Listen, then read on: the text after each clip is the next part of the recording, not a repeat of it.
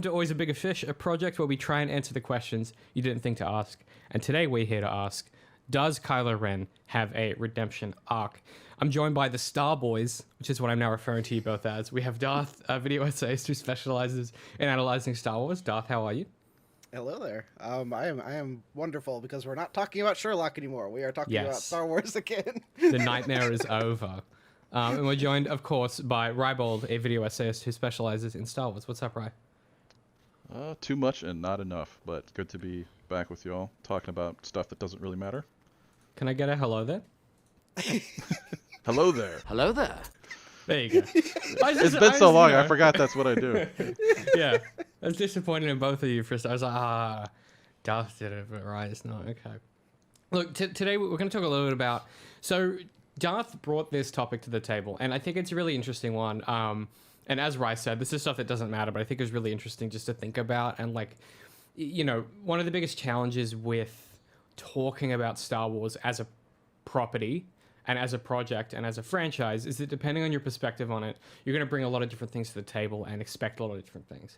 And this whole conversation started because Darth, you sort of, as part of one of your essays, you're explaining this claim people have, which is that people were comparing Kylo Ren's redemption arc to Darth Vader's redemption arc, to which me and Ry immediately both balked and went, but Darth Vader doesn't have a redemption arc. So I wanted to kind of extrapolate on that question of like, what's going on with Kylo Ren? So to start with, you know, as the two Star Boys of the show, it's not going to be fun to say. Can you guys give me like the rundown of, you know, Kylo's story in the sequel trilogy? Like, give us like the high level so we know what we're talking about. Like, who all is this guy? What's his story? And you know, who is he and where does he go? Well, the bit of a problem there is trying to figure out if we're talking about what is definitively shown in the text of the films versus what they have had to go back and introduce in the novels and the subsequent media in order to explain all of the huge gaping plot holes that they left out in regards to his backstory and then the main plot points of the sequel trilogy. But the gist of it is supposed to be that he was the primary student of Luke's new Jedi Academy. He fell to the dark side. He went and joined Snoke, joined the First Order. He was pivotal in that army rising up not overflowing. That's a completely different analogy. Do you mean there. overthrowing? Yes. Yeah. The New Republic, which they didn't so much overthrow them as just like completely destroy the planets that they were on. And then next movie, he goes and overthrows his own boss, Snoke, and becomes the new supreme leader of the army. And then in Episode 9, Palpatine comes back for whatever reason, and then they kind of team up and in order to like rule the galaxy together. And then at the very end of that film, Kylo, quote unquote, comes back to the light, has his redemption moment when he has an imaginary conversation with his dead father, and that turns him good. And then he goes and helps Rey defeat Palpatine, and then he falls over dead for some reason. Compelling stuff, guys. Yes. Any notes, Ry? So one thing that he said there, well, one thing that I want to talk about first that he said there, which is very important to establish, is that a lot of times when I'm talking about Darth Vader, I'm thinking about Darth Vader. And this applies to Kylo Ren too. You have to examine it as Darth Vader in this movie, and then Darth Vader in the original trilogy, and then the character of Anakin and Darth Vader in the prequels and the original trilogy. So I think about him through a couple of different lenses. I don't really include a lot of the outside material in my thought because I haven't really delved too much into that. Same is true for like Kylo Ren, is that for Kylo, I do think about him on the movie level, but I think about him much more on the trilogy level as a whole, because those movies were made with the idea of they were going to make a trilogy. So whereas like if you look at the reason I say that is that if you look at Vader in A New Hope, like that is a character that has to work in just that movie because they didn't know that they were going to do more than just that movie. Does that make sense? Yes. Yeah, so but they're far more deliberately serialized, whereas the original trilogy, we talked about this at nauseum. You know, it's structured a bit like a Flash Gordon style film where you could drop into any of them and kind of know what's going on, and you pick it up as you go. Now, Whereas, one other thing that I would say, which is very important, is that the original premise of this discussion was Darth's examining Kylo, or examination of Kylo, and then thinking about, like, does he have a coherent arc or an arc at all? And then that leading him to the thought of to thinking about Vader, and coming to, I think it was, I don't want to misrepresent your thoughts, but that the conclusion that Vader doesn't really have an arc either, which I take issue with. I don't agree with you on that. That he does not have a redemption arc.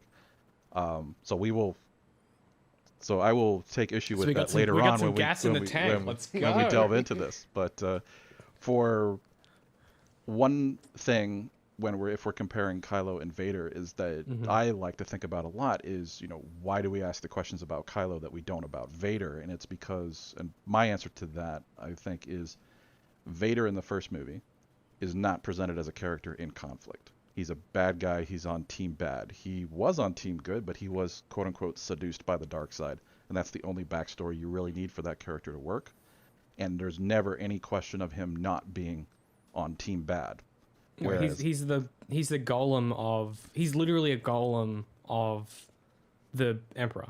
Yeah. Like until that third film. Like he is a faceless, emotionless bad dude. Like he's a fucking golem. Like until he obviously, you know, until that third one. And I think we talked about it when we were discussing Reva, how in the very first movie he's not much more than a two-dimensional character. But going back to Kylo, it's a question almost immediately, because like you have his introductory scene where he like wipes out a village, and then he goes back onto the ship, and he feels bad about it, and he's presented immediately as a character in conflict with being on team bad, and that raises the question immediately of why is he on team bad, what does he want, which is something I think we've at least myself and Darth have thought about a lot, and I don't know the answer to that question still.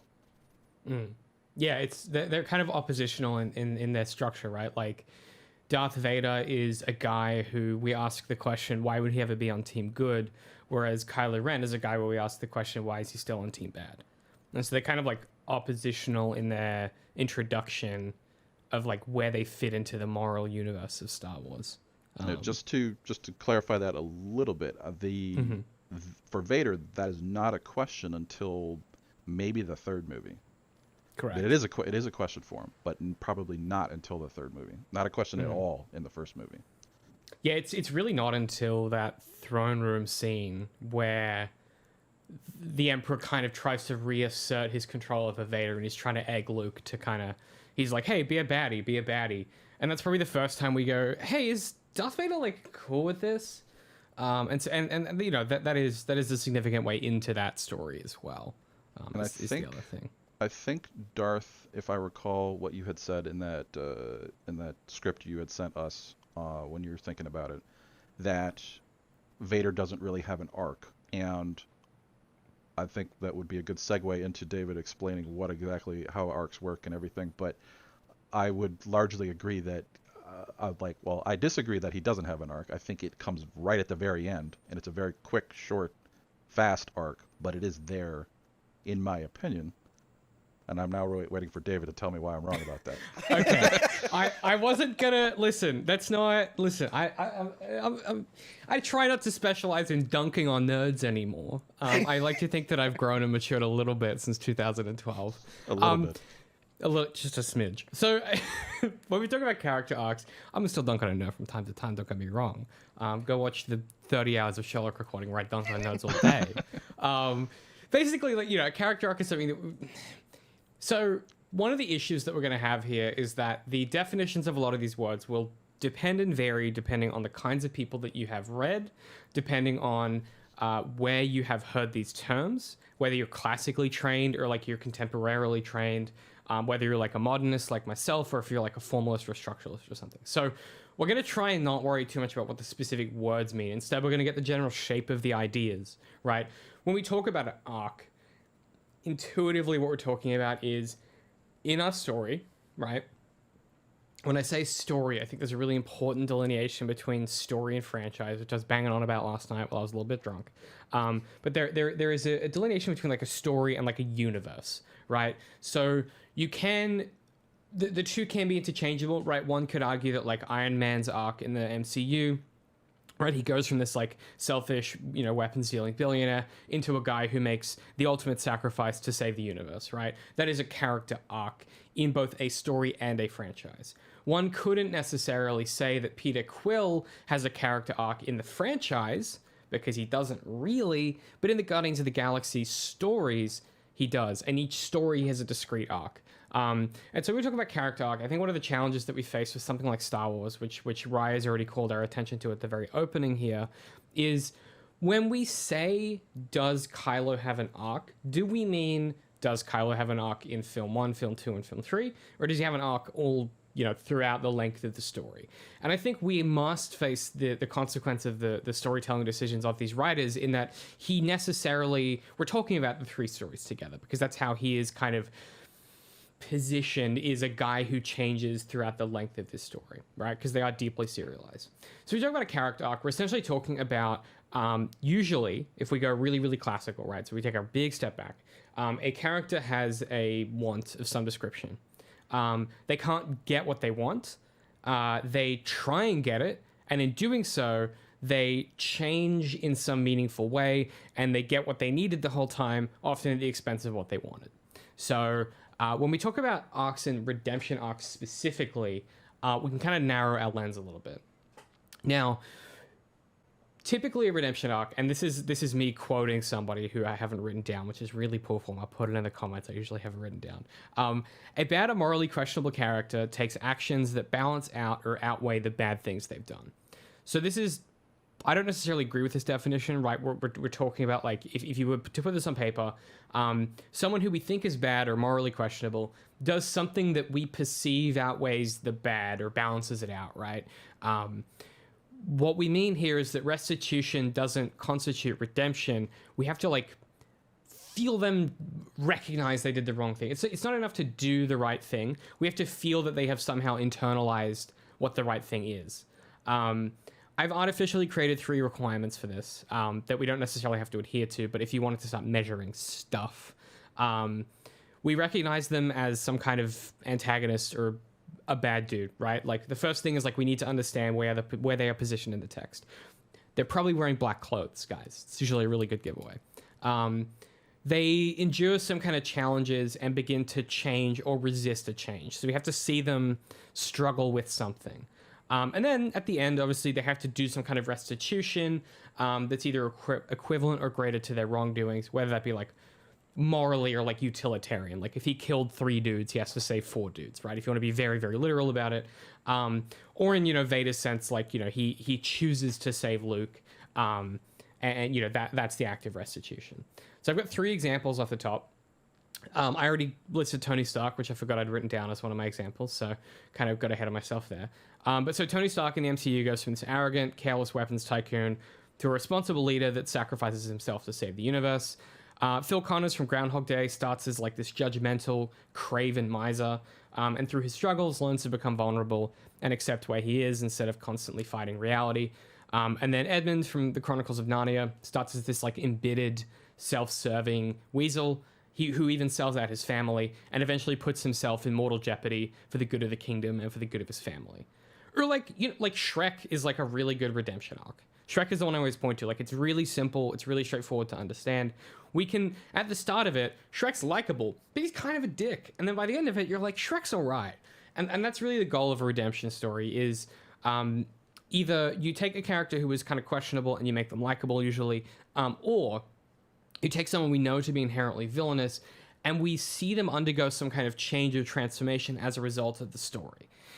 So this is now we're getting into the meat and potatoes. So Vader's story, right? So Vader starts off as this golem for the Emperor, and then by the end of the story, sacrifices himself to save all the goodies. And depending on the cut of the film that you've watched, throws a silent Emperor into a hole or a screeching Emperor. Depends on which cut you end up with.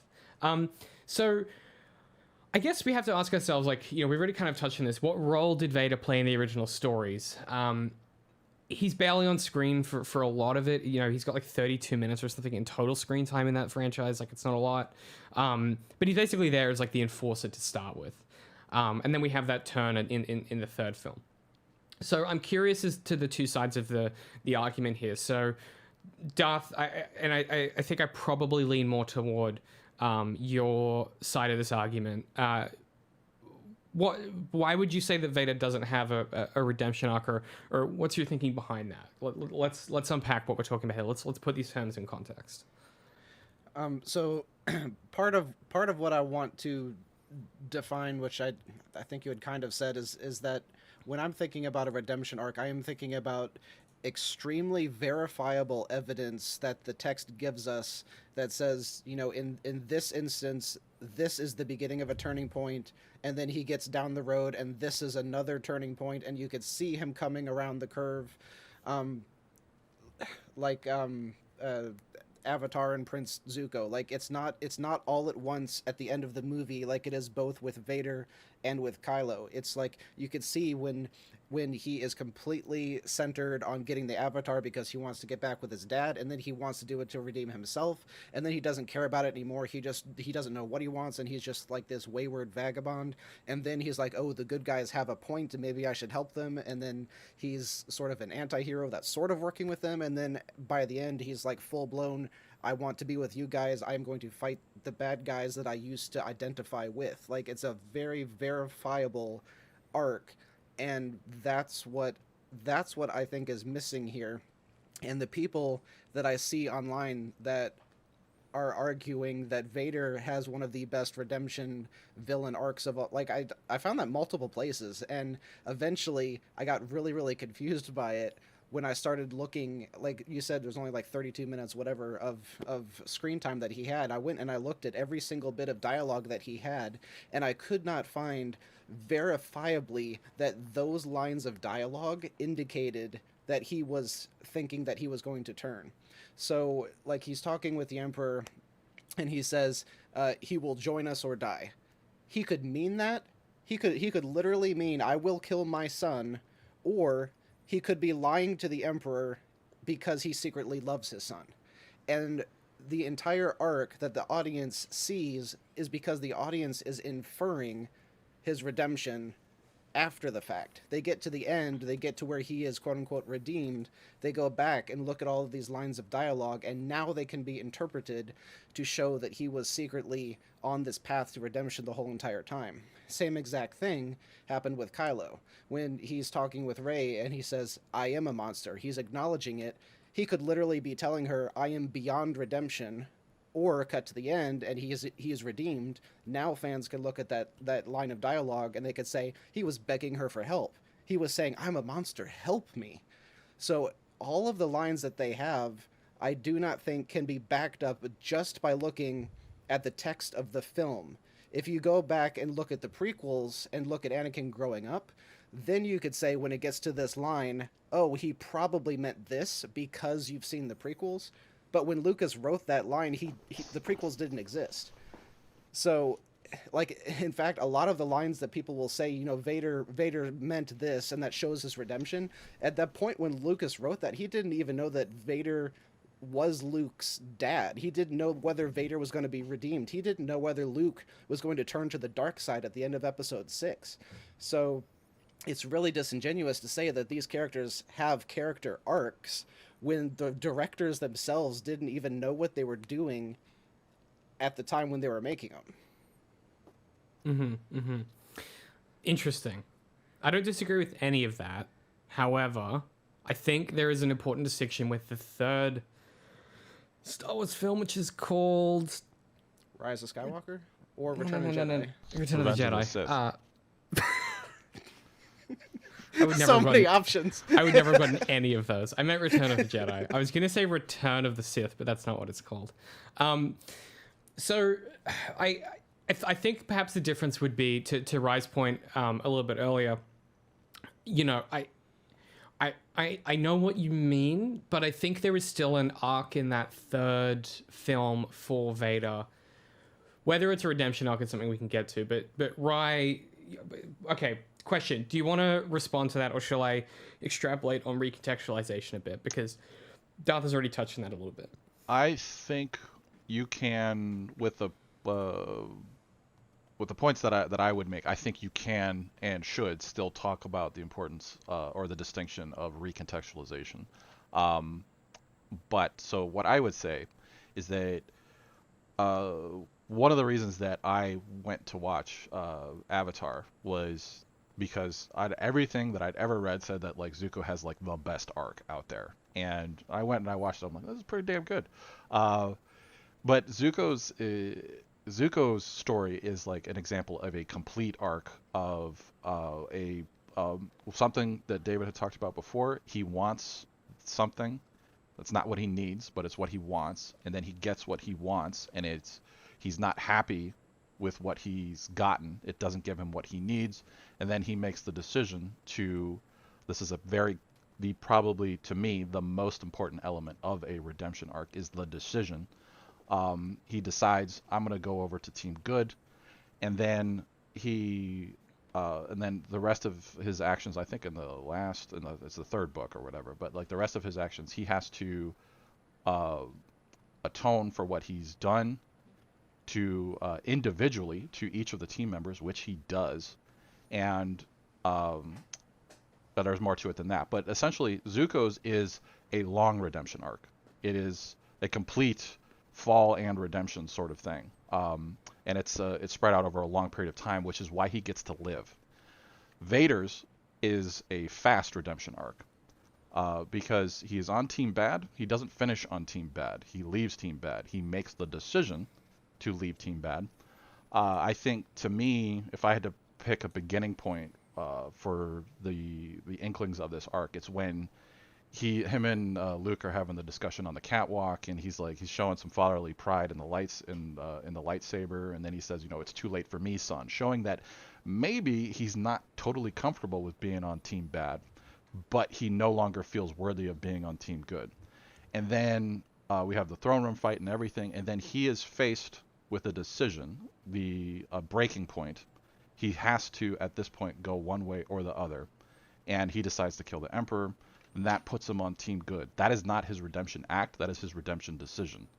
Or that is not that is his redemption act, but is not his act of atonement, which is the thing that comes after the redemption decision. His act of atonement, because this is a fast arc, is that he has to die. Same with Kylo. It is the only way to accomplish a fast redemption arc, because he's done terrible things. He cannot be on Team Good without doing what Zuko does and atoning for all the stuff that he's done to everybody. And that's not possible. And especially, not only is it not possible, but it's definitely not possible within the confines of the last 10 minutes of the movie. So he has to die. That is his, there's no greater sacrifice that he can make. So that is an acceptable act of atonement. He dies. But before he does that is one of the other really key elements of a redemption arc, which is the acknowledgement that you are no longer on Team Bad, which comes from Luke when he help me take this mask off. Help me take this mask off. But you'll die. Nothing can stop that now. Just for once, let me look on you with my own eyes.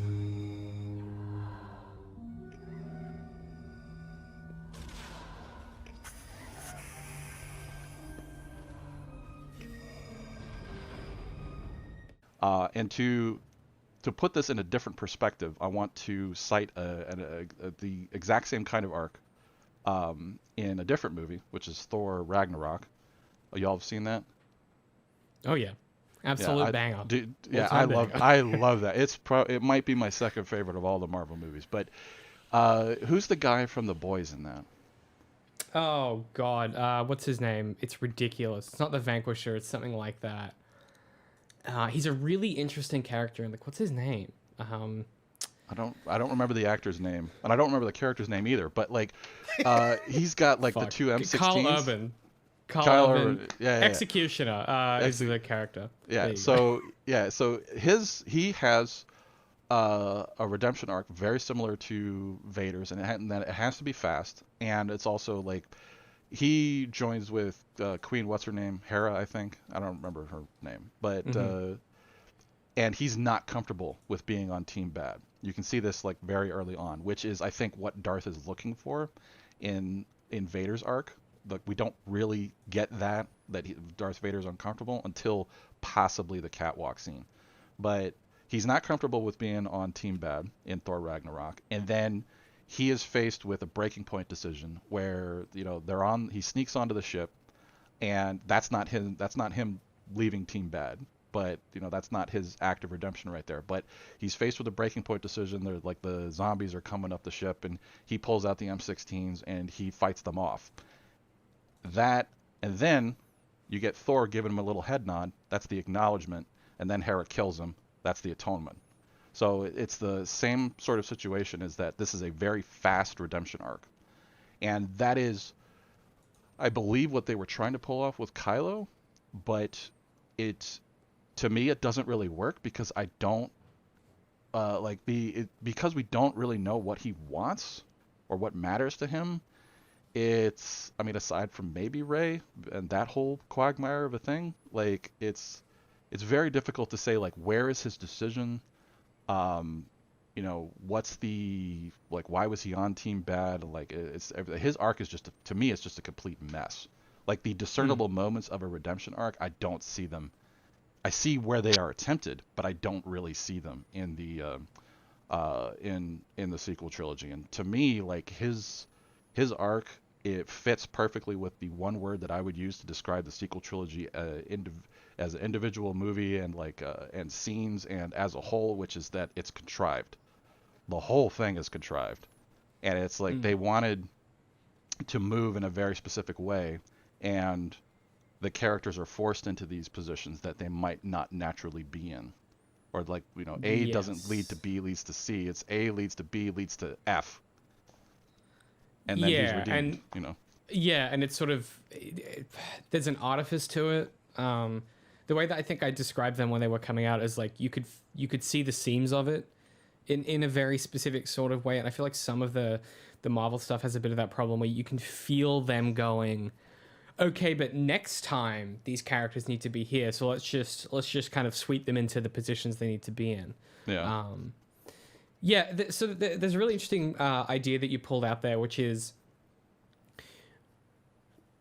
Vader has an arc in that last film, whether it's a satisfying redemption arc. And to Darth's point, I know, Darth, you can be a little bit more literal when you talk about textual evidence. Me and Ryan can be a bit arty-farty about it. But one of the consequences of that is you go, yeah, but the story doesn't tell me that. And we go, yeah, but we felt it. And so, Vader does have a short change in that story, but it's still a discernible arc. I mean, the Scourge, the execution is like a really good example. Part of the problem, though, I think, and let's extrapolate this a little bit, that you touched on, Darth, is this idea that fans point to the resolution and its recontextualization as evidence of that character arc, rather than just like looking at the story. So I want to quickly define recontextualization and just wrap this back around to what Rye was talking about. So at a very high level, if you were to look at an arc and be like, what is an arc? It's easy to identify because you basically, like, if you said to someone, what is this character's arc? They would describe the change that person went through. They'd be like, Vader went from a bad guy to a good guy at the very end. He saved Luke's life or whatever.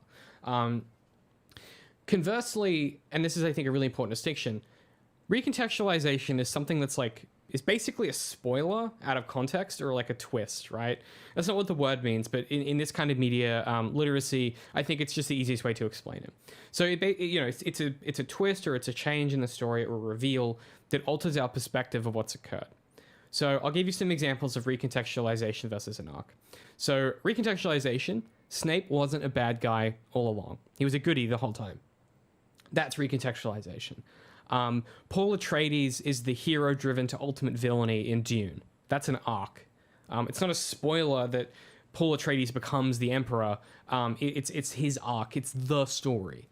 Tyler Durden was the narrator the whole time, is recontextualization. Jeff Winger is the con man who learns to love, is an arc, right? It's not a spoiler. It is the story. I probably should have said spoilers for that, but whatever. They've been around for ages. Fuck you if you don't know that Tyler Durden was the same guy as the narrator. Statute of limitations has run out on that. Yeah. Yeah, exactly. I guess there's a lot of new fans to Dune, so I apologize if that was a spoiler. But one of the things that's challenging here is picking those things apart. So, knowing that Snape was a goodie the whole time, you can go back and reread those texts and be like, oh, when he did this in such and such a time, it's really evidence that he was making this change, or he was doing such and such a thing. Now, there's nothing wrong with that, in my opinion, kind of revisiting these texts. The whole point of recontextualization is you read it again and you go, oh my God, if only I picked it up sooner, right? It's the magic of those original detective stories. It's the magic of the dime novel kind of thing. But I think the challenge becomes, like, for something like Kylo Ren, and maybe Star Wars writ large, where, as a normie, okay, as not one of the Star Boys, right, when I consume these stories... As a normal boy, when I consume these stories, one thing that doesn't happen for me... As a daywalker. Yeah, exactly. Is I don't then open the visual dictionary and be like, how did all of the fish people move through the spaceship they have, right? Which, there's an absurd fact that Darth has told me that I cannot believe is true. I don't do that stuff. And so when I consume these pieces of media, right, I consume them as they are presented to me. Now, granted, I've watched the Clone Wars and really love it. But we have this challenge of, like, when we say Kylo Ren doesn't have a redemption arc, if I've read the novels and I've read the visual dictionaries and I've read the comic books and et cetera, I might come to you and say, actually, he does have an arc, and it's really compelling and interesting because I've got all of this paratextual information that I'm layering onto the films when I consume them or when I revisit them. No issue with that. What I'm interested in here is, Rye was talking about this idea of, like, it's a smaller arc, and because there's a shorter space for it, the ultimate act of atonement is death. There is something far more interesting about Zuko's arc because we get to see him make those acts of restitution over time, and they're difficult and awkward, and, like, you see this guy wrestling with the nature of, like, his very soul. Like, he's assessing, like, what the fuck am I now? Who am I? What do I stand for? And you see him work through that. And it's a really compelling piece of story because we get to sit with him and visit that through a real length of time. I think there is a different version of Avatar where he stays a conflicted baddie right up until that final, really long episode, and he dies saving Aang and the gang. Which is what you should and have always referred to the Avatar crew as, Zhang and the gang. Don't know why anyone calls them anything else. It's the Aang gang. It's the Aang gang. That could have been a way that story ended, and we would have said, okay, he had this little redemption moment, but we may not necessarily view it as a satisfying arc. So I think there's a distinction that you're both making between whether the arc exists and whether it's sort of satisfying and sort of textually verbose, right? Because for Darth's money, not to put words in your mouth, Darth, but you're kind of talking about, like, I don't feel or see or find that evidence throughout. And then Rye's like, yeah, but at the end it does occur. It's just shorter and perhaps less verbose and necessarily perhaps less satisfying, right? We can all say, I think pretty candidly, that, like, Zuko's story is really, really interesting to watch. Darth Vader's redemption, while good, isn't necessarily as engaging. Like, we're not writing home about it in the same way that, if you put a post up on Reddit and you're like, what's the best redemption arc? 25,000 people are going to say Zuko, right? Like, that's just, it sticks with people. Whereas Darth Vader's turn, you go, okay, yeah, like, the big baddie turned out to have good in him the whole time, sure. I would say the only reason that, just a quick interruption. I would say the only reason people would say that Darth Vader's redemption arc is so iconic is just because the character itself is so iconic. That's, I think, it is. Zuko's is a far better redemption arc just because it's so complete in its entirety, like from beginning to end. It's the whole thing. That's go back to what you were talking about. Yeah, that's kind of my point, I guess, is, like, I and this is where this part of like media crit and like literary analysis becomes really difficult. And this is why PhDs exist and like theses exist and why we all do academic writing is like someone can say, for my money, Vader's arc is excellent for these reasons, and I think it's the best arc that's out there. And they can find textual evidence to support that. And they can say, actually, if you look at the academic research, X, Y, Z, right? You can pretty much make an argument about anything. I've long had the issue of, like, if I just talk long enough, I can make basically anything true, right? Like, that is possible. It's literally what Jeff Winger says. You just stole those words right out of his mouth. I discovered at a very early age that if I talk long enough, I could make anything right or wrong. So either I'm God or truth is relative. And in either case, booyah. Correct. We're both the same problematic guy. Yeah. And so there's this way in which rhetoric can sometimes function as mystification of the process, right? Of like academic reading, if we want to call it that, right? So one of the challenges we have is I kind of agree with both of you, but I would say that like on paper, there is more stuff going on with Kylo Ren than there is going on with Darth Vader, right? Like there's just more things that were introduced that are about like what his whole deal is. I would 100% agree with that. Yeah, I have fundamentally no idea what he wants, right? I have no idea what this kid wants. It's a fucking mess. But one of the first things we get is, you know, he goes back to his room and he has a big sad and he's staring at Vader's helmet. And I don't know if that's one of the first things we get. I don't remember the order of that fucking film. But like that's a big part of his character is like he is wrestling with the legacy of Darth Vader. And so that's where this conversation gets complicated because Kylo's whole shit is resting on a foundation of that original story. And so we're not just talking about two completely analogous character arcs. Like we're not just comparing Kylo, Zuko, Darth Vader. We're comparing a character whose fundamental involvement in being one of the baddies is buttressed by the story of the other character we're discussing. And that's really interesting to me. That's why I'm so fascinated by this, because Darth Vader, right, like he as we say, you know, he has to die as his act of atonement. And in doing so, we don't know what Luke said about that afterwards, necessarily. We don't know what Luke was telling folk about this guy. We know that Anakin's Force Ghost appears in the re-edits, right? So, like, we know that he's come back and he looks like Himbo Hayden Christensen. Like, we know that he's, like, in universe, theoretically, banging about. Like, his ghost is there, right? He gets to go to the Force. But we don't kind of know what has Kylo been told about, like, what happened to this dude, like at the end of this story? Does he view him as the golem that is there with the red saber and he's dunking on all the nerds and killing all the, doing all the genocides? Or does he view him as this, like, complicated character that he's trying to embody? And I think the text answer is, like, he views him as the big golem guy.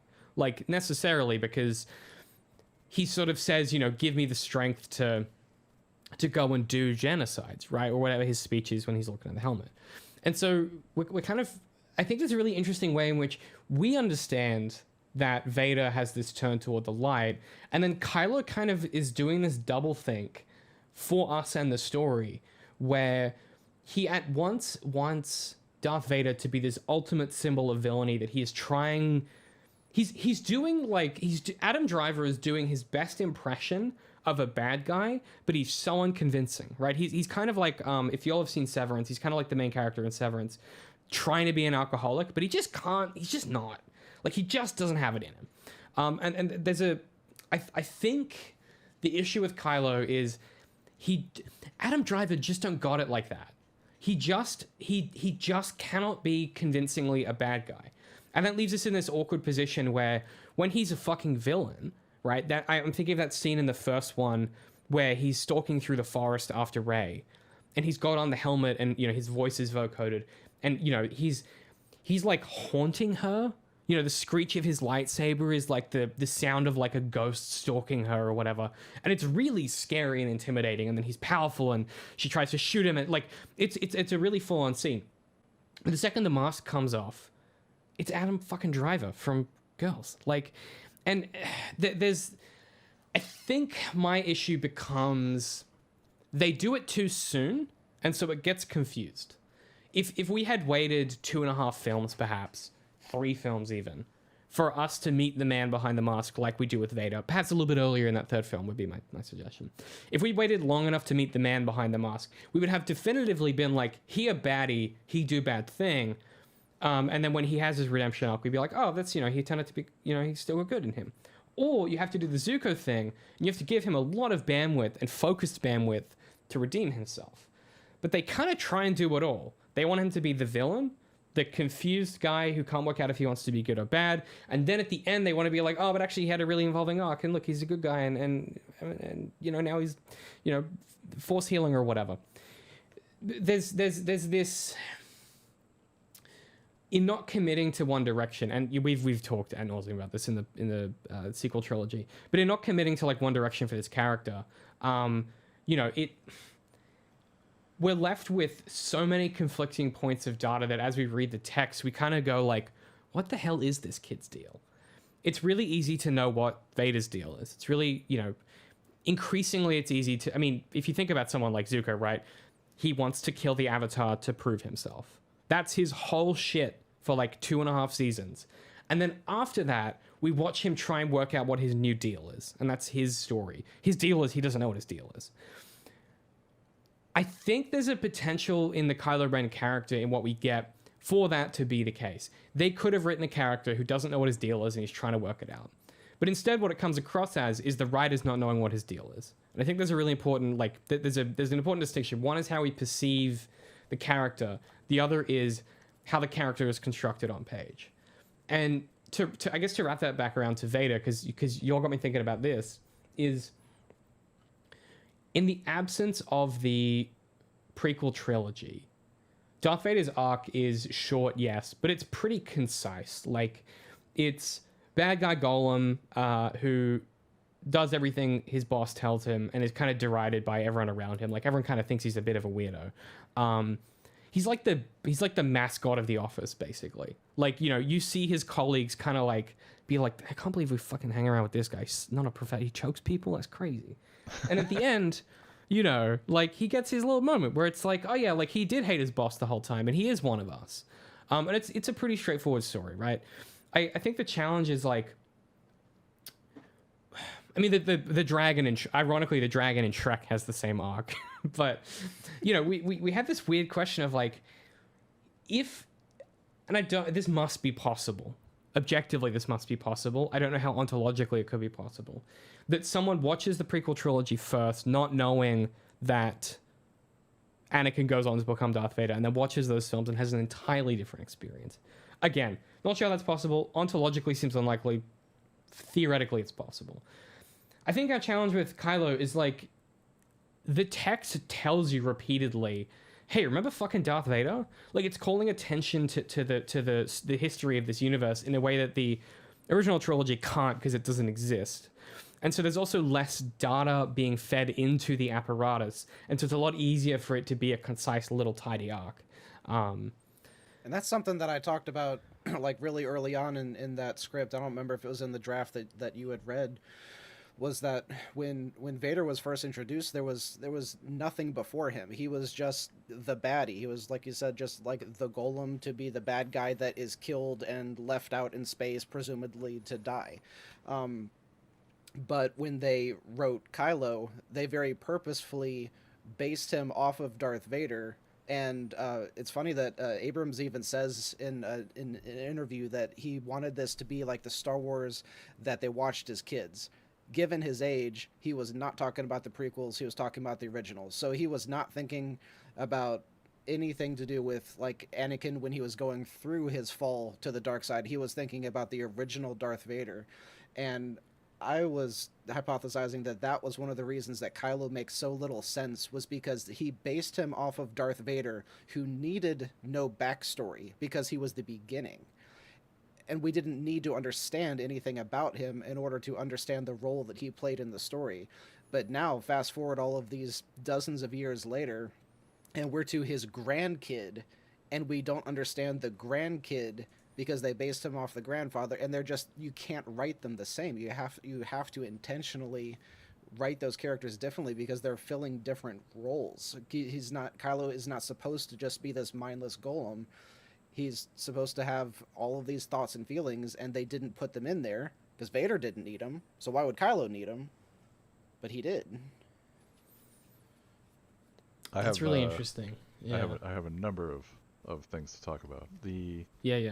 One of the things that you said, I want to get this out there real quick before I forget it, but like one of the things that you said was a giant gaping hole of a question of that came out of the sequel trilogy, which is what does Kylo think of Darth Vader or Darth Vader / Anakin, and why does he not know the real truth, and why has Anakin never showed up to go, yo, maybe chill with the dark side stuff? Like that's my boy.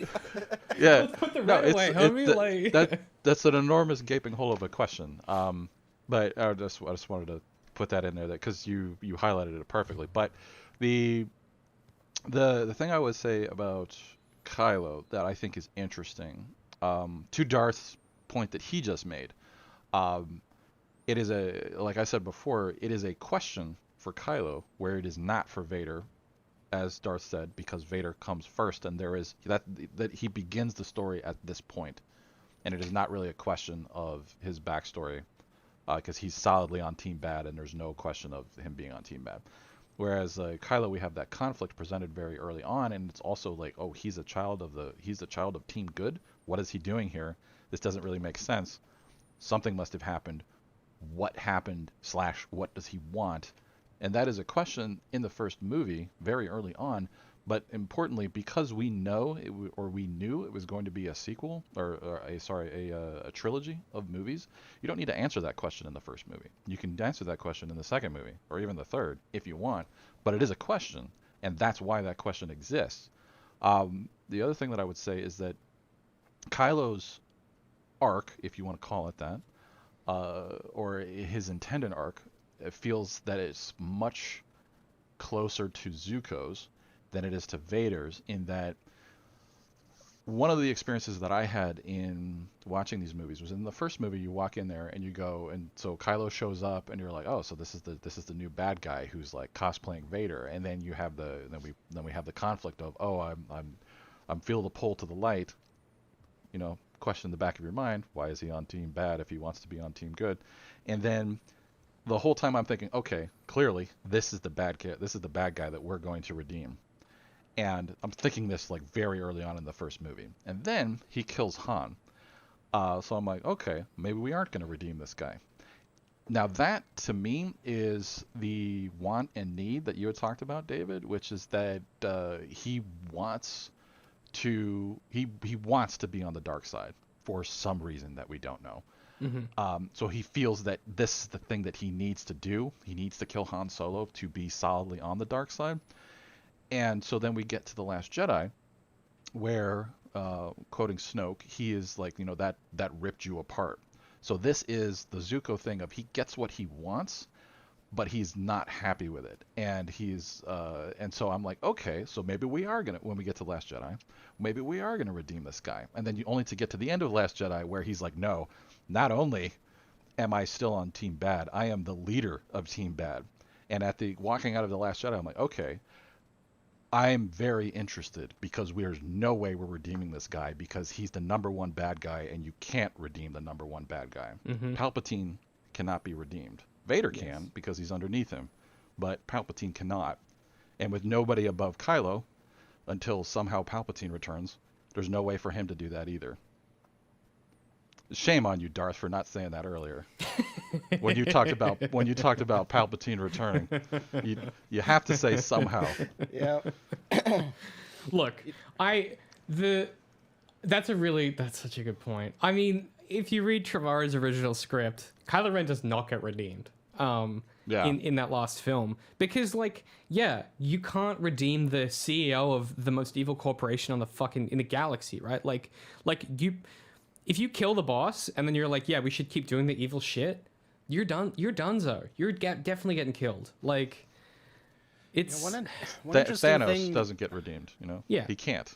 Yeah, one interesting thing that popped in my head while you were talking, Rye, was that very early on, like before even Kylo is talking to Vader's helmet, one of the first lines of dialogue that we get is the old man, Laura Santeca, says something along the lines of, I know where you come from before you called yourself Kylo Ren. And to me, that is so like ironically funny that he's practically telling the audience that he knows more about Kylo's backstory than the audience ever will. Yeah. We should There say was too, the Kylo Ren looks fucking sick. His design Yeah. rips It's a great so hard. design. He's Yeah. so cool looking. Because it's mimicking Darth Vader, which is iconic. Which is Yeah. iconic. Yeah, I love his helmet's so cool. I just want to put that out Now, there. see, It my looks sick. my thing on the mask, and like, you know how like they lose the mask in the second one, was I thought the way that they should have written it was, you know, he's wearing the mask as a, I think maybe, would you call it an affectation? Yeah, I In would. Yeah, the first movie, yeah, he's cosplaying Darth Vader. He doesn't need it. It's something that it's part of his persona or whatever. hmm But because that's what he wants. And then what they should have done, to me, is, you know, Rey beats him up in the woods, slashes him in the face, and now in the second movie, now he needs to wear the mask Yes. because she hits him. And then when she heals him in the third movie, he doesn't need the mask You take anymore. it off. Now he's back, and he can be on Team Good. Or Yeah. conversely, But- if killing his father actually fully drove him to the dark side like he wanted it to, then he no longer needs the mask, because the mask was the facade when he wasn't truly evil. Then he becomes truly evil by killing his father, and he no longer needs the mask. Either way would have been better than what they did. Yeah. Yeah, which is not a lot of anything. It's difficult. You know, I think back to Revenge of the Sith. Yes, I got one right. I think back to Revenge of the Sith. I almost doesn't matter what I almost call it. Let's call it Revenge of the Clones. Revenge of the Sith. You know, you when Anakin confronts Mace Windu and he goes out the window, he Call back. go back. He, you know, after that moment, the second he lands on Mustafar, he's got the Sith eyes, right? He's visually got the dark side. You know, we've talked about this before on the Coursing through show. his veins, yeah. Yeah. Like he's so villainous that it percolates through his physical being, and there's a way in which I think it's a missed beat to not have. You kind of get it in the forest a little bit, where he's like hitting his own wound to like amp himself up or whatever, which is pretty full on. But we don't get that moment for this character of like, if we want to see the interiority of this guy in a way that we could never with Vader necessarily, and a way that we need necessarily in these stories, you kind of need that moment of like, let me see this guy juice all the way up on the dark side. Like, give me the moment from like, give me one of the like 25 moments in the Clone. Give me the moment in Clone Wars where Anakin nearly beats like Rush Clovis to death with his bare hands. Like, give me a juiced up dark side moment where we go, oh shit, this guy is really taking the red pill. You know, this is going to be really hard for him to come back from. Instead, he kills his boss, and then is the baddie, so we don't feel particularly bad about it. And then like takes over the Empire. Like it's a structural move, and I mean in the universe, it's a structural change for him instead of a personal change for him. And I think the film thinks it's a personal change, but it really isn't. Like, he is the same dude as Supreme Emperor or Supreme Leader as he was as the underling. He just doesn't have any boss anymore. Like, he's still a, you know, whingy fucking teenager or whatever. Like, he isn't. There's no change. You know, his material Yeah, environment talk about changes. unprofessionalism in the office. Like Right? throwing that guy into the ceiling. Crazy. Or like cutting up those consoles. That's you get You know, written up by HR. part of what you described is sort of in there because, I mean, you don't see it on film, but part of the backstory that they built, if you recall the scene where he actually takes off his helmet and Rey's tied up on that table thing, and he puts the helmet into this bin which is filled with like dust, and the dust billows up when he smacks the helmet down, right? So the original intent with that is literally the vat of ashes of everyone that he's ever killed, and he's taken their bodies, burned them, put all those ashes into this big urn thing, and he literally kept that scene was originally shot in his bedroom because he keeps the ashes of everyone he's killed next to his bed. And then they took that and put the big ash thing in the room where he was interrogating Rey because it worked better for the taking off the helmet scene. So they had some stuff in there where you were like, wow, this dude is messed up. But they didn't want to go that far, whether Disney wouldn't let them or whatever. So That's psychotic. Well, just to chime in there, like the not letting him go that far. He's introduced murdering a village full of people. Fair. That is his introduction scene. Fair. And so, like, it's one of the things I think we should talk about is there is this there has been, or I've read quite a bit of it, desire among the Reylo community, for one, of having Kylo living at the end of the third movie, and going on to an inferred life of service, redeeming himself throughout the galaxy and stuff like that, and like they could have a whole show on that and stuff. And my objection to that is you can't like the movie has to be a complete story, right? Like there is life after Return of the Jedi. Not very good, but apparently. But like there is life after Return of the Jedi, but the story is done at the end of Return of the Jedi until they decided to make these sequels.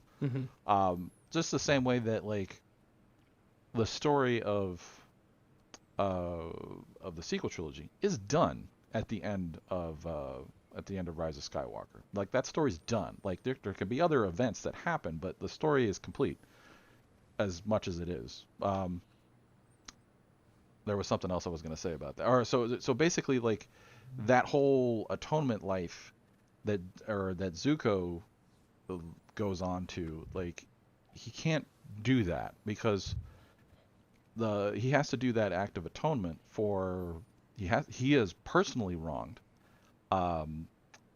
What's his name? Poe in the very first movie when he tortures him. He has personally wronged Finn by slicing up his back at the end of the first movie. He's personally wronged Rey. He has personally wronged almost everybody in the galaxy by being the supreme leader of the First Order. This guy has done some terrible stuff, and he doesn't get to come back to Team Good. So, kind of an interesting thing I'm not sure if you guys have heard is there's a bit of a conspiracy that he was originally supposed to live at the end of the movie. If you go back and look at the shot where like they kiss, they separate, and he falls down and she's like holding him, like that shot is almost positively reversed. So she's actually pulling him up from the ground right after or before, during, while she's healing him. And yeah, he does fall kind of weird. Yeah, so originally people think, specifically the Reylo fans, were just looking for any excuse to think that he was still going to live. But they think that he was meant to live, and then in the edit, they decided, oh wait, no, he has to die. And so they reversed the shot of her pulling him up, so that he is now falling down, and then they just did a still of him fading away into a ghost, or whatever it was. What? I don't know if that's true, but it might be. Yeah. What do you guys think the role of, because we've touched on it, and I haven't really ever talked about this before. We should hear your guys' thoughts. What do you think the role of his relationship with Rey is about? Like, what do you think that does to our perception of him, or what do you think that does to like his potential avenues for redemption or otherwise? Like, how do you guys think that piece of the puzzle fits in? Well, I'm going to say something brief about this, and I'm going to kick it over to Darth. But I would say it is, based on what we've seen in the movie, probably the most important thing because he's coming off of Team Bad to Team Good, based on her stabbing him through the chest and then healing him, and which comes after the intervention of Leia or whatever. But there is still, to me, this question of the original question or Kylo's Genesis question of what does he want, And apparently, like, he gets what he wants out of her doing that.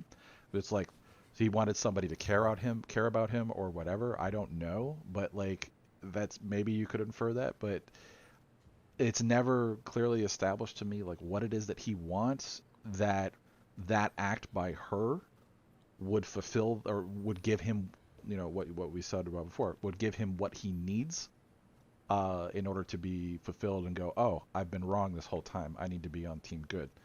So I think his relationship with her is like the most important thing for him. But because of that other big question mark and the other question marks of their relationship, it just, to me, it just doesn't work.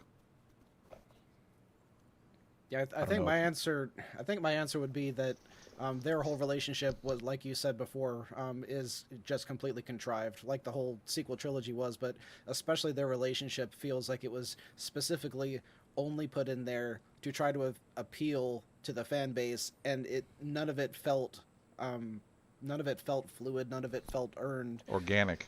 Yeah, none of it felt like it was truly organically playing out.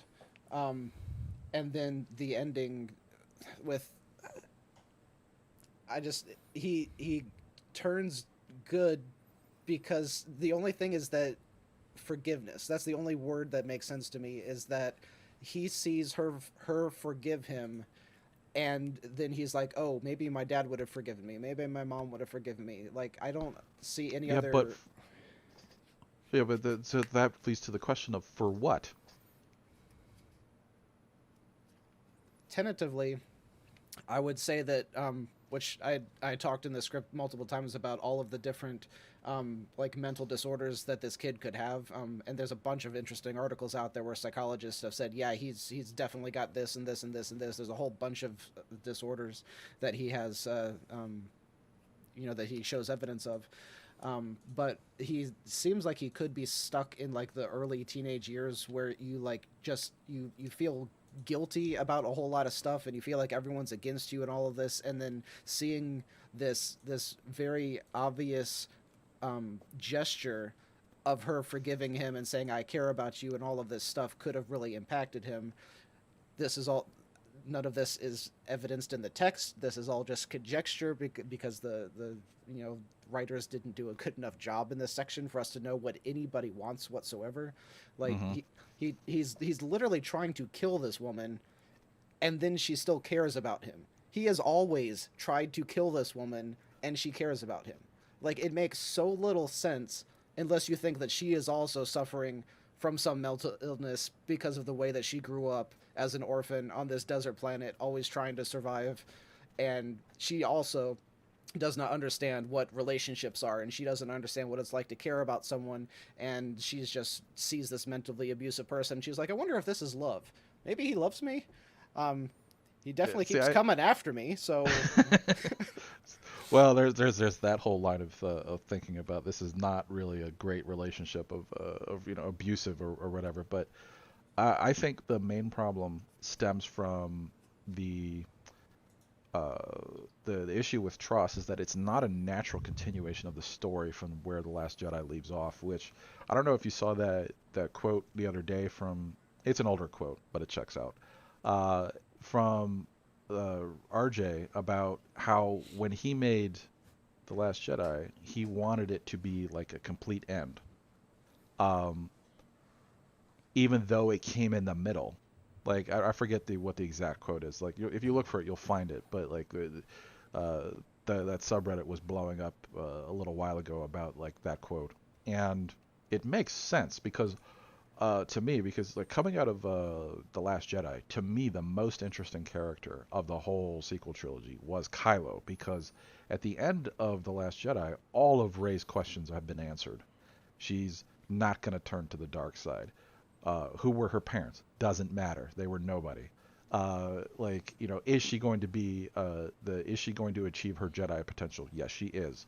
Like, all of her major questions are answered, and so the only questions we have is, what the heck are we going to do with Kylo now that he is like supreme leader or whatever? Like, he is the most interesting character coming out of Last Jedi, which I feel like I think RJ was much more interested in exploring his character than hers in The Last Jedi, because that's the movie that it makes it makes his fall not his fault because it's just a misunderstanding, and then it's yeah, I don't know, it's all over the place. But I feel like the thing, like, Tross doesn't work because it doesn't continue naturally from the cues that Last Jedi sets up.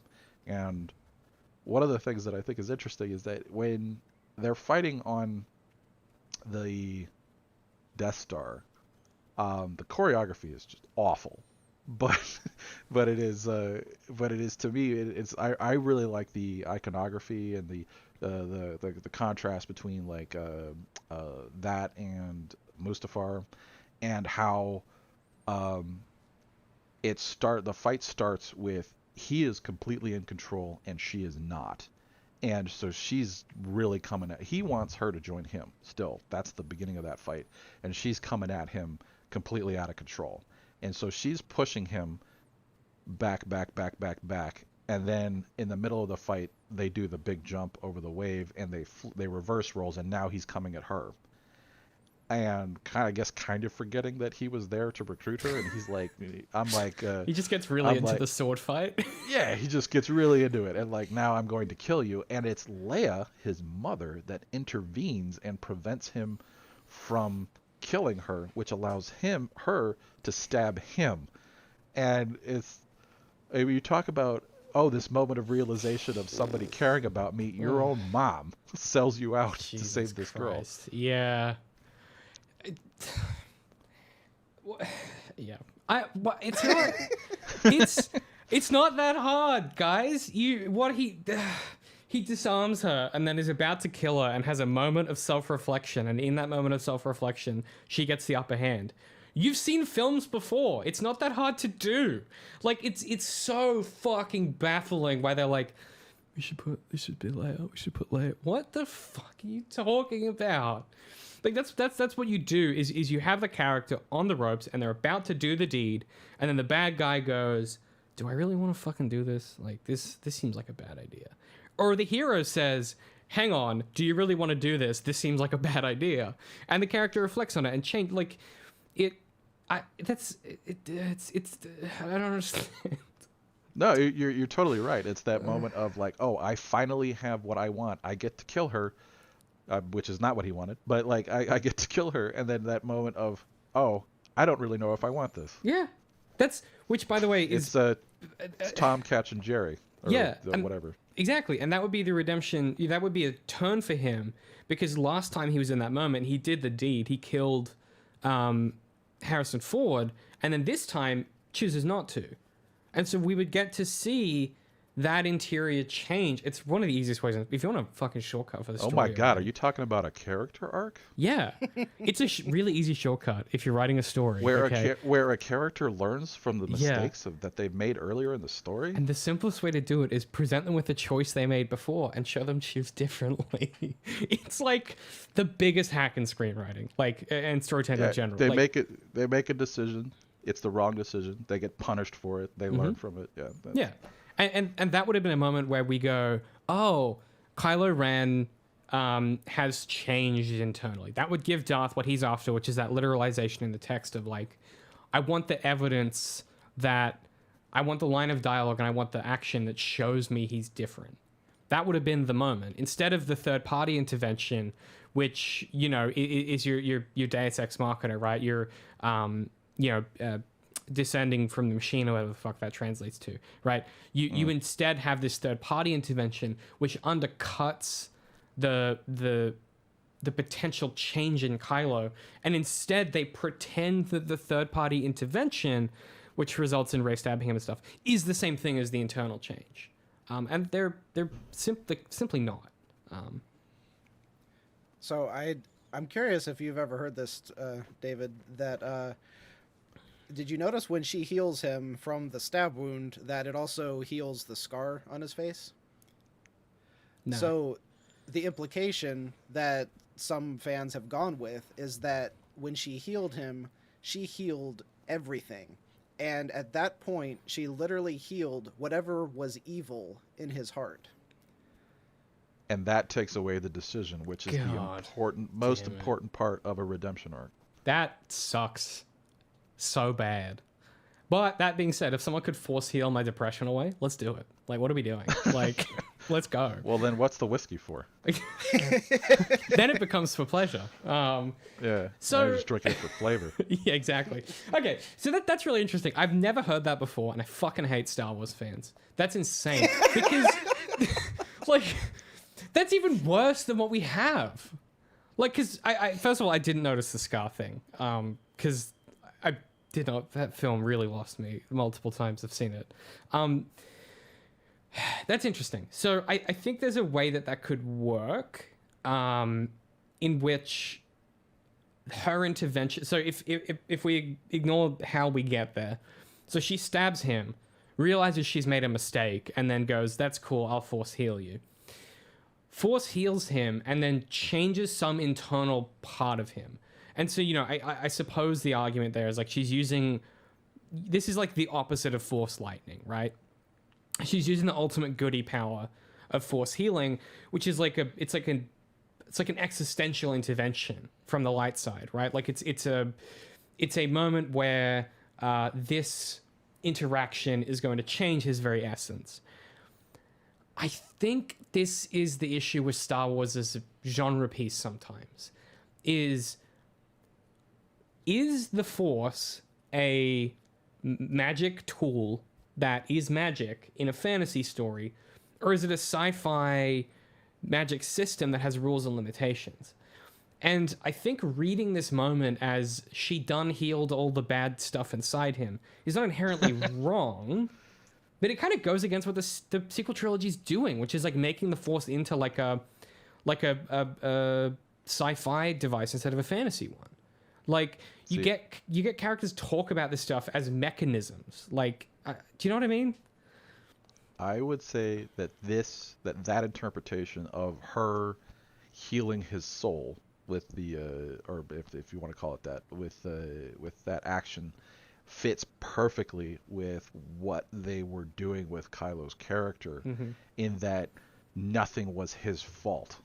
That you have that's the part of the arc, or the two pivotal moments of a fall and redemption arc that is missing from Kylo, is that he does not have the decision to go to the dark side, and he does not have the decision to go back to the light. It is his heart was turned by Snoke, quote unquote, and then you have the misunderstanding with Luke, which makes him like go crazy and kill everybody. Now, like you could say, like that the moment of decision is when he's kills Harrison Ford, but that's too late in my opinion. Like for Anakin, that moment of decision is he's faced with a breaking point decision in Return of the Sith, or no, it's Revenge of the Sith, where you've infected me, David, but like where he's got to choose between saving Palpatine and potentially losing Padme. He thinks. So he makes a decision. I'm going to be on Team Bad in order to save Padme. He does it for sympathetic reasons, or he does the wrong thing for the right reasons, etc. And then he makes the decision to like save Luke. So there's a decision on both ends, and Kylo doesn't really have that on either end, which is part of the reason why I think like his arc doesn't quite work. Yeah, and the more contrived. The novels that they wrote after the fact take that even further, because there's multiple books that talk about how Snoke was actually like influencing Kylo literally in the womb, so that he was like born as bad as a human could be to not have a chance at actually being a good person. Star Wars has to stop doing that, because they did that with Anakin as well, where they were like, the Emperor was tinkering with Shmi's womb from afar. That's because Star Wars, it rhymes. We gotta say, I don't want to be, this is going to be contentious because y'all are American and hate women's rights, but I think it's possible in stories, we should probably just like lay off meddling with fetuses in general. I think it's probably worth avoiding. Babies alone. That is not what we do here. It's probably worth avoiding as a story thing. So that's interesting. It sounds a little woke to me. Go woke, go broke. Yeah. The fuck. It's so depressing. There's something interesting at a formal level happening with. We've kind of circled it. I just want to put my finger on it, which is good and evil in Star. So okay, Star Wars is a moral universe for the most part. I say for the most part because I'm discounting the modern shows, right? Like, you know, The Mandalorian and or specifically not moral universes in those shows, which is fine. They're grungy and it's street level, whatever. But the Star Wars big stuff, the capital S Star Wars, is a moral universe, right? If you're a goodie, you get goodie powers and you get a goodie colored stick, right? If you're a baddie, you get baddie powers and you get a baddie colored stick. If you do good things happen to you. If you do bad things, you have to pay the price, right? It is a moral universe. And then you have wild cards like Han Solo, who kind of gets to have it every single way he wants, begging not to be in these films anymore and being forced to be in them. R.I.P. Harrison Ford's involvement in Star Wars.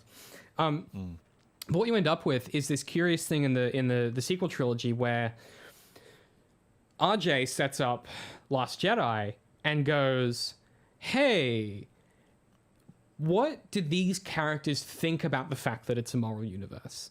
Like, it's clearly a film that is going like, hey, what the fuck is Star Wars? Like, what is happening here with the good and the light side? And are these like self-perpetuating problems, right? There's obviously a lot of injection of like, you know, contemporary philosophy there of like, maybe the reason that we keep fighting wars is that we keep inventing bad guys to fight wars against, right? There is this aspect of like self critique and kind of like reflexive rhetoric on like what a Star Wars is. And then the third film has to be like, that was too edgy. Some people didn't like it. Good guys are good and bad guys are bad again. And the bad guys have to become good because that's how the original one ends. And it feels like it feels reactionary to the self-criticism of the previous story. And you know, you can do that in a story. There's nothing wrong with being self-critical. But there's a way in which it kind of feels, and I think that's why it feels so disjointed. Like, as we were saying, like it doesn't feel connected because it's sort of, it's actively pushing against what the previous film did instead of what one might do, you know, if you read Trevorrow's script, you might take those criticisms and then naturalize them within the text and be like, oh yeah, isn't that a really interesting question? Maybe the dark side and the light side need to change in some way, and use that as an impetus to explore these topics and ideas. But I, you know, they didn't do that obviously. But there's something there about those decisions. Change what is theoretically possible for Kylo Ren as a character in the story, because he is our up until that third film, he is our avatar of the dark side in the same way that Darth Vader is our avatar of the dark side. And by avatar, I mean that word literally, like, you know, they in the kind of sense of the gods, right? They have the powers of the gods, right? They are the avatars of the dark side. They get the sword and they do the force powers and the fighting and stuff. And because Kylo is our avatar of the dark side up until that point, in rejecting RJ's exploration of those themes and questioning, you know, Rey's active questioning of like, and Luke's literal questioning of the teachings of the Jedi, and going like, hey, this is kind of our fault. Like, we beefed it, guys. We really beefed it, clearly, with Anakin. I've read these books.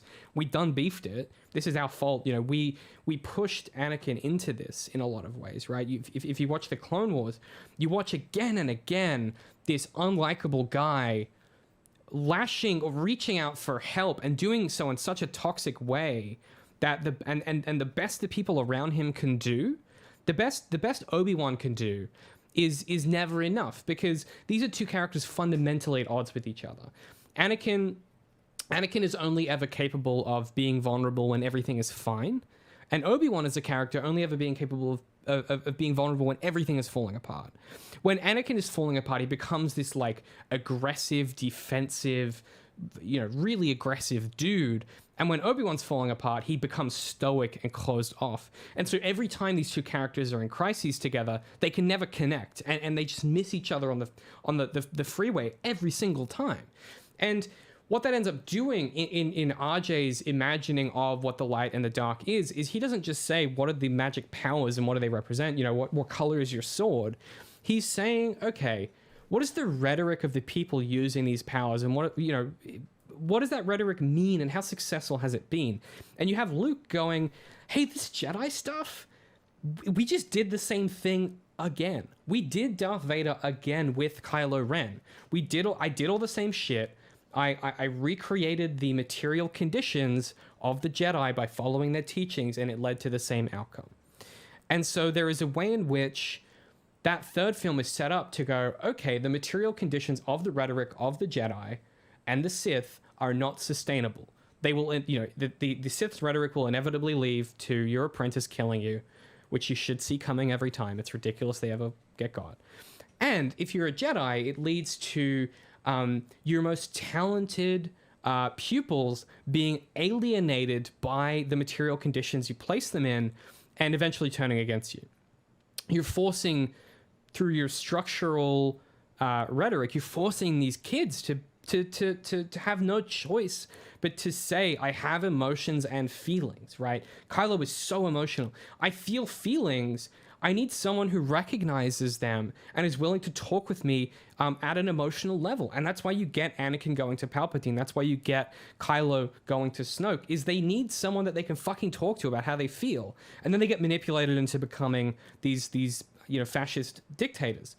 And there's something, there's this, like, you can taste this potential at the end of The Last Jedi. And I know that I'm not going to say any other nice things about it, I promise. But you can feel a potential there for it closes off the ideas of these characters and goes, okay, what are they going to do to the world? How are they going to change the world? That's the stage that is set up, is like, Rey is goody, Kylo is baddie. How are they going to change what that means, and how are they going to change and resolve this conflict? And instead, it is this reflexive reset button of like, shit, half the people didn't like it. We need to go back to what this franchise is all about. And so it upholds what the franchise values at the expense of what the story is trying, or what the story could have done. And those two things seem to be in conflict to me, which is like the franchise as the emergent property of capitalism and the story that these people are trying to work out. And we've talked about this ad nauseum, so I won't bear down on it too much, but like, hire a guy to like run your fucking 3 films. Like, just hire a dude to be like, hey, we should tell one story. But it just seems to me that there's something here about the ways in which the structural apparatus of these two orders, of these two methodologies, are interfacing through Kylo and through Rey. And they just kind of like drop the ball in the third one because they go, I guess the Emperor's back and he's just an evil goblin. And they kind of forget that Kylo was an avatar and like that he was going, they were going somewhere with that. And they just sort of lose that thread, and it kind of peters away into nothing, ultimately. That was a lot. Yeah, sorry. It's like 15 you went minutes. all over the place. Yeah, sorry. I'm watching a lot of Clone Wars lately. I'm gonna need a minute to unpack all that. Yeah, it's welcome to the 10-minute monologue. This has been my TED Talk. Thank you for watching. Go for it, Darth. I was just gonna say something that I really appreciated was Rye throwing out the word atonement, because at some point I have long planned to do a video that was entitled Redemption Isn't Real, because it always bugged the stew out of me that people talked about these redemption arcs, and I'm like, Vader is still a mass murderer. He was not redeemed. Like, depending on what, maybe like biblical definition of redemption you want to go with, but then when you start using the word atonement, and I was like, that's what I'm thinking about now, because like there's such a significant difference in saying that Vader changed and he decided, I'm not going to be a bad guy anymore, but that does not mean he is redeemed. Like, redemption signifies atonement, I think, in a whole lot of people's minds, and it shouldn't. It maybe we should have like a different word for redemption arc, because it's not like people think it means atonement arc, but it doesn't. It's like, and I loved your description where you were saying that he has to have that act of atonement that comes after the redemption. But I think in the general viewer's eyes that those are really commingled. Well, like I said, I think there's three key elements right there at the end, where it's you have the decision and the act, and then you have the atonement, and then you have the acknowledgement. The acknowledgement by somebody on Team Good to go, hey, you're not a bad guy anymore, even though you might still be a terrible, terrible person. And that brings in one of the most interesting things that I've ever read about redemption or characters, etc., is that you think about Anakin killing the younglings, right? All the time. I think about it all the time. Yeah. Yeah. It's a great scene. It's so good. Or like my understanding of that is like I wasn't paying too much attention at the time. But my understanding of that was that a lot of people were really not fans of Anakin killing the younglings, and it is to me like a huge turn for that character. And if you look at his fall arc in that movie, he goes way over to the dark side way too quickly. Mm-hmm. I think it would have been a little bit better if like the clones had done that and he was just there going like, that's regrettable. But instead of like Master Skywalker, what are we gonna do? And then like he like lights the sword. So it's the question of and then you think about Kylo massacring the village in the very first scene that we meet him in, is when does a character become irredeemable? And the answer to that question, I thought that I found that I thought was really interesting, was that a character becomes irredeemable when the audience no longer wants them to be redeemed. Like there is nothing, like think about it. Kylo ruled the galaxy terribly for a year and did awful things, but he can still be redeemed. He doesn't get to live, but he still can be quote unquote redeemed because we want him to be redeemed. I think Winter Soldier is something we really need to talk about in regards to this, because it's like he did such terrible stuff, but the audience wants him to be good, because we know he was brainwashed the whole time, and we feel so empathetically for him, and we see all of the struggle that he goes through in the Falcon and the Winter Soldier show especially. And I think he's such a good comparison. There are so many comparisons that they could have drawn from when they're writing the character of Kylo Ren, and they're looking at these different arcs that characters, have gone through. And I know that David didn't like when I said, like the Hound is an example, and then my mind's blanking, the one-handed dude from the same show. But there are so many versions of a significant character arc that they could have drawn from. I'm not, not saying that the Hound is the same, not saying that, it didn't have to play out the same way for him to have his own significant, meaningful, observable arc and have it be good. But I don't know. And one of the things that I said, like at the very end of the script, is I am just fascinated at how all of this happened. I think Rye said the same thing a little bit ago, that this is this is one of the biggest franchises that's owned by one of the biggest parent companies of all time, and they didn't have the resources to put towards making this. It's one of the most confusing things that I've ever tried to parse. Yeah. To your point about Jaime Lannister, I guess, I mean, that's a really good example, only because, I mean, it's a very complicated example, right? But he's introduced as a king killer. Like, people call him that. And when we meet him, he is a bad dude, right? He is sleeping with his sister, and to cover it up, he pushes a kid out of a fucking tower. Like, it's not the same as drawing a lightsaber on younglings, but it's pretty bad. That kid gets fully paralyzed for life. Like, it's not great. And the entire rest of those books, and the show to a lesser extent, is about Jaime grappling with... The show's interesting because the show kind of frames it as he meets people that change him and challenge him to change. The book is a lot more interested in, like, Jamie dealing with this and confronting who he's become. And when he loses his hand, it's like his sword fighting hand, he loses the one thing that he was holding on to that was helping him, like, sort of, that was like his coping mechanisms. He's like, I'm still the greatest sword fighter alive.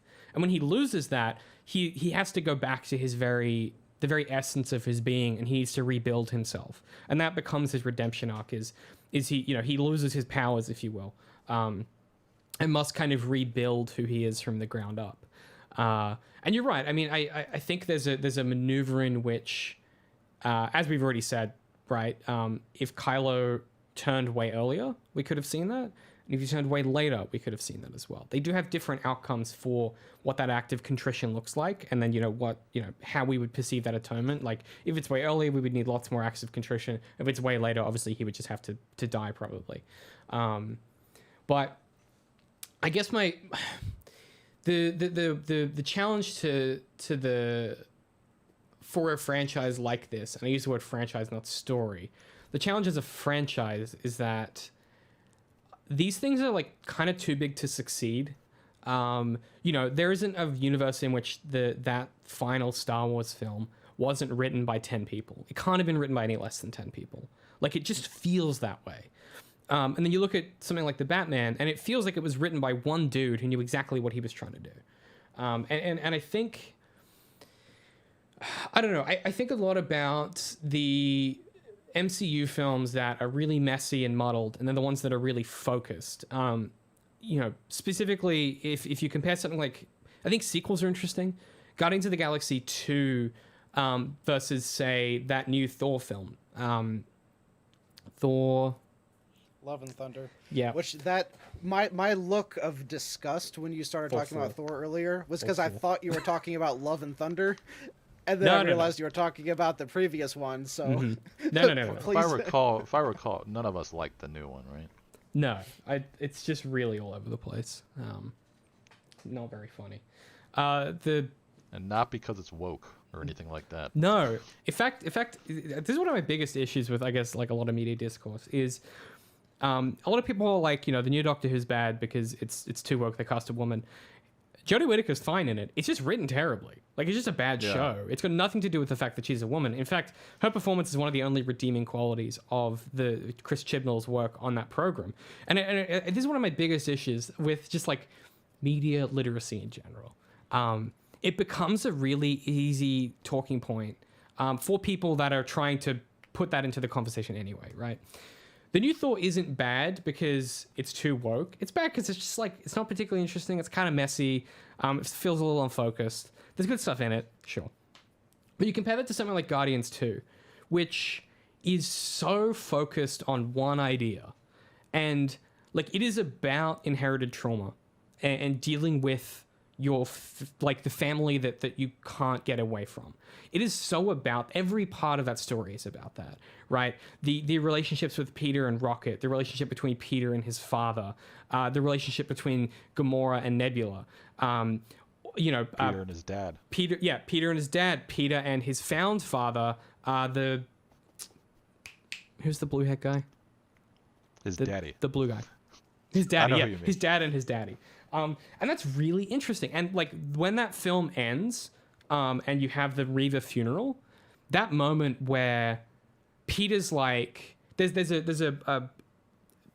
speech Peter gives. I've got goosebumps just talking about it. The speech Peter gives, where he's like, I didn't always like him, but I loved him, and he was my dad. That. I mean, I cry every single time in that film because the whole film is about that, and it has the gusto to lean in and go, hey, this is a really hard topic to explore. We're gonna dwell on it we're just gonna sit in it this whole story. You get to see the ways in which these conflicting parts of Peter's upbringing have made him emotionally unavailable to Gamora, and you get to see him do the teenage boy thing of, like, we clearly like each other. I deserve to have you. And her going, what the fuck, Peter? Like, you need to get your shit together. Until we can talk about this like people, obviously we can't be together. And that's why it ends with a platonic side hug instead of a kiss, right? That they are not yet in a position where they are fully formed enough to be in a functioning relationship. And it's so focused on these themes and how they impact the way that these characters interact with each other. And obviously then, you know, Rocket has a really interesting arc in that as well. And you compare that with something like, you know, the new Thor, where they fundamentally have the same building blocks, which is like they're always kind of like, you know, team films with found family. Usually it's some kind of a road trip scenario, right? Of some like, you know, they're going to somewhere new and weird that's fun to do in CG. But it just like the new Thor isn't really about anything. It tries to be about like grief, kind of, but it's also not. And I think if I had to like kind of try and put my finger on how things so big end up being so messy, is like it's really hard to make a story about a thing when there's so many people touching it. Like, I don't just mean like corporate interference and stuff where they do a focus group test and they say make it 20% quippier or whatever, right? Which they made Joss Whedon do with that Justice League film. But like, it's not just 100 people making a film anymore. It's 1,000 people making the film and then 20 CG studios doing the effects. There are just so many moving parts to these things that like, unless you have that focus and you have someone who is like, and I don't know procedurally what this looks like, so I'm talking in the abstract, I don't mean literally here, but you need someone with their finger on the pulse going, hey, this story is about this and this is what we're trying to tell. Is this in service of the story?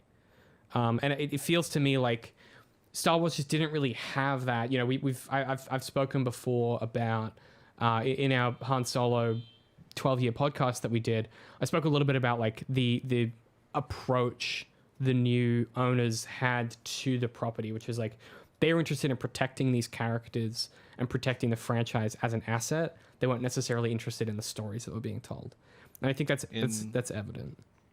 In what you're trying to talk about there, which I believe is, you know, the difference between a movie with a coherent theme and one that is all over the place. Mm-hmm. The thing that I always think about, and especially because you use the word franchise, is which, you know, quick aside, is we've been discussing in the background recently. The most, not the most recent, there might have been a new one. The newer God of Wars. Yes. The one that came out like a couple years back with the dad and boy, mm-hmm. That one. I never played it, but I heard really, really great things about it. And in some of the behind the scenes stuff that I saw on it, they talked about how they had one guy who had a very specific vision of what he wanted to do. And it's the same sort of situation where you're talking about a product that a lot of people have their hands in, and they all went to him with, you know, I have this idea or I have this idea, and he either said yes or he said no. And he had a vision, and he made everybody execute that vision, mm-hmm. Which I think is what you're trying to say is the successful way to pull that off in a franchise movie these days. Yeah. I mean, I've talked at length about like commander's intention, which is like that idea in a military setting where you set up a plan, but what's more important than the plan, because the plan always falls apart in execution, is that every single soldier understands their boss's intention and their boss understands. Mission command. Yeah. Exactly. And so when it all falls apart, everyone is still working toward the same goal because they understand what that objective is. And I mean, I played both the new God of War games, and you can feel that really concretely throughout. Both less to an extent the second one, but you can feel it really, really concretely throughout. That it's like it's a very specific vision. It's about something very specific, and yeah, absent the material conditions under which, you know, Kylo's character came to be on screen, if you just take the close reading of what's there, I think we can all agree like they try and redeem him. But there isn't necessarily an arc that we can identify that shows him working toward that or shows him being redeemed. And so instead we're left with the constituent parts of them trying to do something and it kind of getting really messy and muddled in the middle, and then the outcome of that thing at the end, which feels unearned. And you know, I think there's a way in which if you beef the middle, right, you can still pull that back in by changing the outcome. Like if you were like, man, we really beefed it with Kylo, he definitely can't be redeemed. Don't redeem him. And I think that's the challenge, is like they kind of kept the constituent parts of Trevorrow's script, and then changed things to suit what they thought would be. It seems like, and this is conjecture, but it feels to me that they changed things to be more marketable or more less risky is maybe a better word of saying it. I've tried to read Trevorrow's whatever, I forget what the name of his movie was called, but I've tried to read that alleged script because I don't know if it actually is the script, but my understanding of it is that it is the real script. I can't get through it. I just get so I'm bored to tears in the first act, and I just can't do it. It's the same with. Sorry to I want to follow this up by like I have not seen the entirety of The Rise of Skywalker since the first time I watched it. I just can't. I've watched scenes numerous times, but I can't get like if I like the last time, which was years ago, that I said I'm like, all right, I'm gonna sit down and watch it from beginning to end to experience it as a movie, and I can't get past the beginning. I get to the part where they're arguing in the woods, and I'm like, I don't. It's the same as what I said about Solo. I don't care about these characters. I don't. And it's when are they arguing I just in the can't woods? watch it. My problem with that film is I don't remember anything from it. Like every time I've seen it twice, I think, and like every time that me and Darth talk about it, I'm like, did that happen? Because it just my brain just slides off of it. There's nothing to grab onto. So Ryan, I'll have to find it and send it to you, but I want to say it was your buddy Sunday Movies. Oh yeah, he did the. He did an animated telling of Trevorrow's script, and it was like 15 minutes of animation or whatever. But it goes through the whole thing and actually gives the storyline, and they do a decent job animating, so it's fun to watch. But definitely look that up because it had a lot of promise. But maybe in a 15-minute version.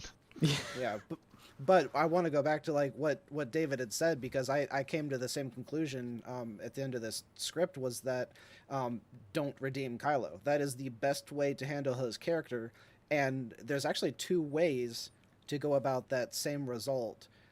Don't redeem the villain, or don't make him a villain in the first place. I think that the best thing they could have done for this character, and potentially for the entire sequel trilogy, was to have Kylo Ren be the Luke Skywalker of this generation. Have him be the unwavering, noble, heroic character that all the kids want to be, and he's just Luke. He's the good guy. He's the hero of the story. And I think that would have enabled everything so much more, because it takes so much less to do the hero's journey, because it's very basic compared to a villain, either a villain falling arc or a villain redemption arc. Just the hero's journey is very basic, especially when he has such a huge support group around him. Like he doesn't have to go through the same journey that Luke went through, because Luke didn't have this whole cadre of, he didn't have the Jedi Master, he didn't have the school, he didn't have his living parents who were still there loving and supporting him. Like, there was so much less growth that Kylo had to go through just to be the hero of the story. Is that not Rey that you're describing? I would have no issue with both of, well, she could have gone on the same journey, but from a harsher perspective, because if they kept the same story with her being the orphan on this desert planet, and she is only ever out for herself, and she's always stealing, and she thinks everyone is out to get her, like, she would have actually had an arc to go through, and he could have helped her go through that arc. But still, I do not think that destroying his character in the way that they did, meaning they destroyed the noble Ben Solo in order to create a redemption arc. Like, I don't think that was necessary at all. I think the story would have been better served either keeping him evil entirely, or never having him be evil in the first place.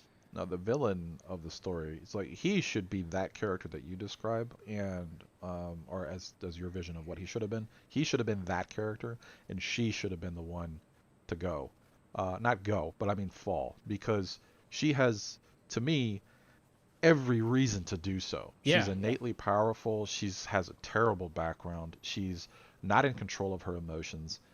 She is perfectly set up to be a dark side character. She's Anakin, bro. And yes, Like only times 10, yeah, or 100, and that would have been like sick. yeah, Like it would have been amazing. And that, but like, or to have in the middle, like them switch roles where like she goes dark and he's like, well, maybe I killed my dad and I'm not really cool with that, so like maybe I don't want to be a bad guy. But like, yeah. But like she has every reason and every temptation, she has every reason, every motivation to fall to the dark side. It's just she doesn't, because she is innately good, and and good people don't, and good characters don't do that. And that term that I don't really like to apply to female characters comes to mind, and it's a missed opportunities all around, I think. Yeah, they teeter on the edge of it, and then they just don't do anything with it. Like she does the Force lightning that one time. For a cheap bait and switch, which I can't believe they did. And then you get, you see what she could have been as a baddie, and it's like, oh, that would have been a way more interesting story, actually. Why are you showing me this? But like by the third movie, it's too late. Like it's you talk about temptation or whatever. It like I don't know, like that's a whole nother thing that we should talk about at some point. That's a different that's a whole 2-hour discussion right there. One of the things that I was going to say earlier when you were talking about recontextualizing things, which I think I would say the prequels do for the OT, is that somebody who has been very recently exposed to recontextualizing in a movie would be Darth here, having just watched Knives Out. That whole movie is about recontextualizing things. Mm-hmm. And Glass Onion too, because I just finished that. What did you think of that? Because I know David liked it. I didn't. I had a really good time with it. I was at least the beginning, maybe the entire first act was disappointing, because I watched it like the day after I watched Knives Out. So I had like super high expectations going into it, and the entire first act felt very forced to me, and then like acts 2 and 3, like I was absolutely in love. I had very few issues with the rest of it, but it took a while to get I don't think it was until they like got to the island and I was like, okay, now it feels natural. Everything up until now it like felt like the director was like, okay, I got to one up last time. I got to do better than last time. How do I introduce things in a really cool way that will get people interested? That was just the feeling that I had watching it. I know I was like messaging y'all and I had a lot of like weird like gut reactions to watching these two movies. And it's very difficult to explain the reactions that I had when I was watching these two movies. But like the biggest things that came out of it was like me realizing that this director-writer does have so much skill and is so good, but only at these certain things, because he is such a contrarian that I do not think he could really do anything that is not his own work.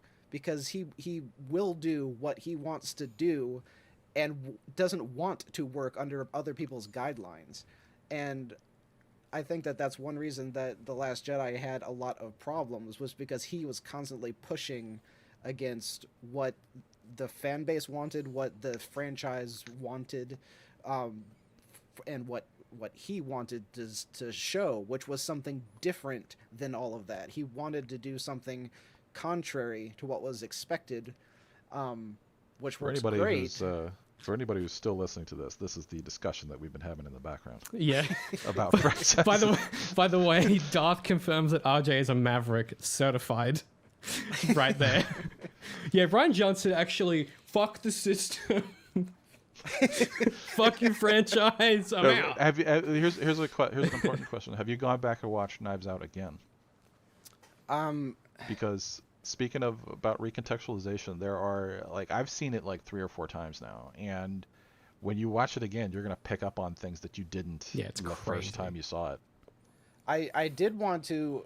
I wanted to immediately watch Glass Onion again because I felt like there was a whole lot more recontextualization in that one, and I didn't get that. I didn't get that, instant reaction when I finished Knives Out. It was more like, oh, now I see the twists and I see how everything fit together. There may be more little clues I didn't pick up on, but it didn't really feel like it recontextualized as much as Glass Onion did. I think that's a fair assessment. I think what I'm trying to say is that, like, if you go back and watch Knives Out, the first one again, you're gonna pick up on a lot of, like, it'll still be enjoyable because you're gonna be like, aha, or I noticed this, or I noticed that, or that because of the recontextualization you didn't realize that something important was happening there, which makes it enjoyable. One of the weirdest things, and I was probably gonna try to get y'all to do an entire different movie, try a different episode about this topic, was that I found it so odd that in both movies the recontextualization moment happened like maybe halfway through the entire film, when in most movies that's the ending. The ending is the recontextualization. Like Fight Club, like that doesn't happen halfway through. That's like the ending, and then you're like, oh, I have to watch the whole movie over again now because the entire movie is recontextualized. But the big twists happen like halfway through both Knives Out movies, and then the rest of the movie is like recontextualizing the recontextual. It's like double. He does it at the end of the he does it at the end of the second and the third act. Like he gets to pull the same trick twice, and that's really the best part about it. Is like, you go like, oh shit, now I know what's going on, and then you go, oh shit, no I don't. Like it's a very classic like detective story like style maneuver. One might imagine that one could do that by forgetting that they had a childhood dog that turned out to be their best friend that was killed by their secret sister. One could do that in a story.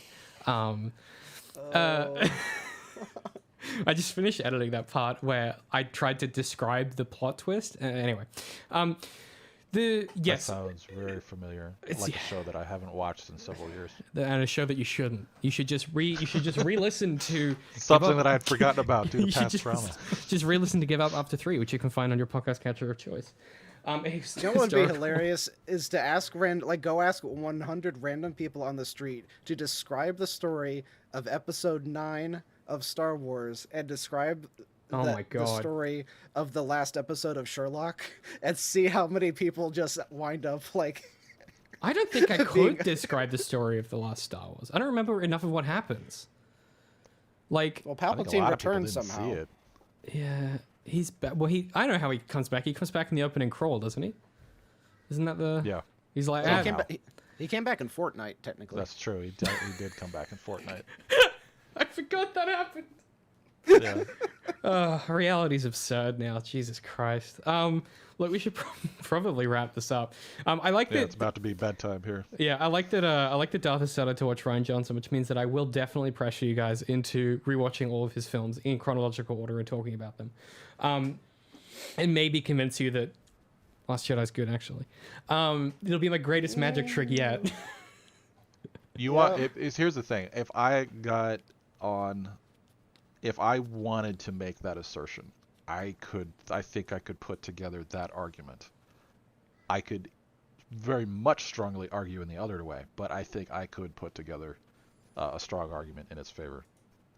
Look, I think my issue is it's very fun to say The Last Jedi is good, because it annoys everybody. It's absolutely delightful. Especially Darth. Every time I say it, he like winces. But the other thing, and I was trying to explain this last night pretty poorly, but the other thing is like I'm not particularly interested in, so like I don't consider myself a fan of anything necessarily. Like that's just not like how my brain works anymore. I'm too poisoned by doing this for too long. Like I've just been doing media crit for too long. Like everything sucks. Like literally, like well, not that everything sucks, but like there's nothing I watch. I guess The Witcher maybe is the one franchise where I'm just like, if it's a Witcher thing, I'm fucking love it. and and maybe Lord of the Rings. But I don't really engage with stuff as a fan because a lot of the way that I engage with stuff, I've tried to explain this before, is like, I'm looking at how I can titrate and synthesize something out of it. So I will often consume stuff that I don't like. For example, Sherlock for 9 months ad nauseum. And I'm nearly finished my book about it. And like, I've put a lot of hours of my life into something which I really don't like because I think I can make something new out of it and learn something from it. And one of the key things that I think is probably different about the way I consume stuff is I don't engage with stuff. Like, I like parts of Star Wars, but I don't care about it as a franchise because franchise like isn't something I'm interested in as a mechanism. One of the things that used to happen when I ran Art for Artists and we would talk about anything DC is people would say, I'm sure you guys have gotten similar comments if anytime you mention anything slightly contentious about a franchise, is people say, oh, you're just a cuck for this other franchise. You're obviously, you not just a real fan. You're not a real fan. You don't get it. And it's like, that's not true because, well, so A, yeah, of course I'm not a real fan, but B, that's got nothing to do with the text itself and like how to understand it. And so the reason that I don't consider The Last Jedi to be so much of an issue as potentially some people, I'm not saying this is you guys, I'm saying this is one of the issues it has, is its impact on the Star Wars franchise and what that means. I could care less about Star Wars as a franchise, right? It's something I enjoy. I like talking about it. I think it's really, really interesting to talk about. But like, I don't have a lot of emotional investment in it. And so I'm just looking at it as a story and being like, damn, that's a really interesting maneuver. Look at all these interesting things it's doing. And whether they work or not, for me, it has enough in it that I'm like, yeah, I'm a big fan of that. I've loved everything Johnson's done up to this point. I think one of the things that's super interesting. I just noticed that those are there. Oh my god, I didn't know that existed. Jesus Christ. David is gonna hate this so much. Fuck. I need to turn the host controls off so you guys can't use any of the features in Google. It's gonna be you guys raising hands all over again. It's animated. Jesus Christ. All right, we need to wrap up. Yeah. Look. This